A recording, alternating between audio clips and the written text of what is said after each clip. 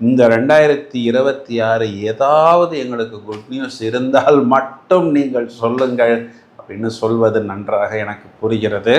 அதாவது இந்த வருடத்தில் ஜூன் மாதம் 5 தேதிக்கு பிறகுதான் உங்களை நசுக்கிய, உங்களை சுருட்டிய, உங்களை முடக்கிய அந்த சனி பகவானை குரு பார்க்க இருக்கிறார். அது வரைக்கும் சனி பகவானுக்கு குருவின் பார்வை இல்லை. அப்போது மேலோட்டமாக பார்க்கும் பொழுது என்ன எல்லாரும் சொல்ல போகிறாங்க அப்படின்னா, வருடத்தின் செகண்ட் ஹாஃப் உங்களுக்கு பிரைட்டாக இருக்கிறது அப்படின்னு தான் சொல்வார்கள்.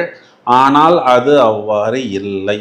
இப்போது மேஷராசிக்கு முதல் தரமான ராஜயோகத்தை கொடுக்கக்கூடிய அந்த சூரியனும் செவ்வாயும் தனுர் ராசி மண்டலத்தில் இந்த வருடத்தின் தொடக்கத்தில் பயணத்தை தொடங்கி ராசியாதிபதி 9ஆம் இடம், அப்புறம் 10ஆம் இடம் உச்சபலம், அப்புறம் 11ஆம் இடம் சொல்லக்கூடிய லாபஸ்தானத்துக்கு வர இருக்கிறது.